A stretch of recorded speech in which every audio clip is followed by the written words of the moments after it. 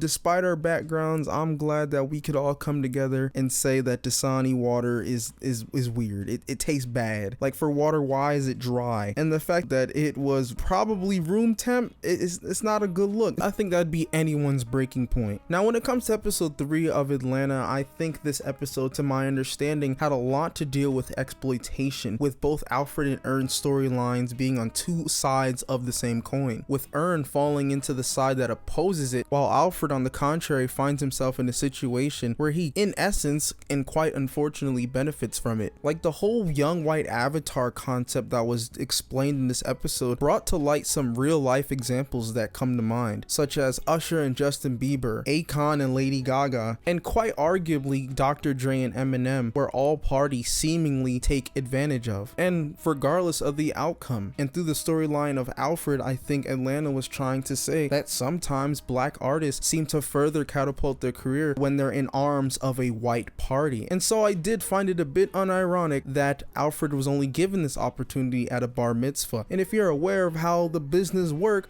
some people have a chokehold in the industry. And this is something of a callback, as this same idea was brought up in a previous season. Earn asks a clerk if there's a black lawyer just as good as his cousin, and to put it briefly, he says yes, there probably is, but due to the lack of connections black people have, it just isn't the best viable option. So I think it's very neat that Atlanta's very consistent in the ideas that it tells through its stories. I mean, it's Atlanta. Anywho, Alfred, through the young white avatar journey, comes to the realization that being a manager doesn't include having the client's best interest. Like, the person he signed, the Yodel kid, literally died, and what mattered most in the end is whether or not he got a Grammy. Like, it's a sick world out there, and so Alfred got lucky having someone like Earn by his side, because I think genuinely he'll always have his best interest. He may be petty, but I think at the end of the day, Earn will always make sure that Alfred's okay. Like, Earn for the most part has been working in good faith. Remember that conversation of who had his masters? You know, that's reaffirmation right there. Now, I'm gonna be honest, when it came to the D'Angelo aspect of this episode, I actually had to do some research just to fully understand what was going on. Like, I kind of figured that there was a concept behind the name D'Angelo as well as the artist, but I quite frankly have never been exposed to his music, so after doing some digging, I got two things out of it. I got the much needed required context and some new songs on the playlist.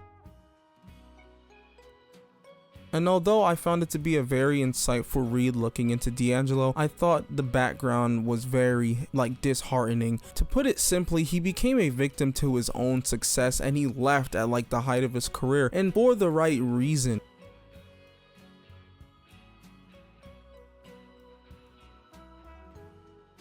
And so I think in relation to the episode, I believe what Atlanta was going for was protecting authenticity. It was very clear on Alfred's end that those white kids don't really care about it that much. They just want to capitalize off of black art or black music, get their clout, their money up, and that's it. But in D'Angelo's case, he had a deep love for the art, and it was just about being real. At least that's just my interpretation of it. Feel free to correct me on that, because I was thinking about a lot of how Earn exited the room. Like, he said, "Oh, I'm not gonna sign you, but you have a good voice though." And I was thinking, is that protecting him, or was he fed up? It's kind of hard to read between the lines of that dialogue, but I would just assume that it was a good thing, because at the end of the day, he was only meant to sign D'Angelo because the company that Earn's contracted with, I assume, was trying to use D'Angelo as a PR stunt to protect themselves, and I think it would have been, again, in his best interest to not do that. And there's a number of things that establishes that. For one, as humorous as it was, the smeared peanut butter on Earn's forehead, which is most likely a reference to Simba, Lion King,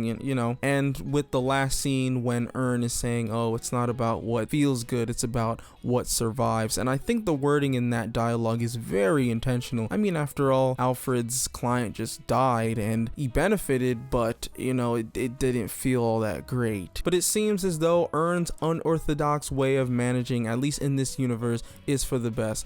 I mean, everyone lives, so that's good, right? Last thing, something that I thought was very interesting was that the character D'Angelo was talking about Earn's dream, but Earn wasn't all that fazed by it. I think I would have been weirded out if someone told me a dream I had and I never shared it with said person. I think the show's building up to it, and I hope it doesn't mean anything tragic, cause like, you know, it's starting to feel ominous now. Anyways, that is all that I have to say for this video. If you have anything to say, please comment below, share your thoughts, etc. Please take care of yourself and have a good one.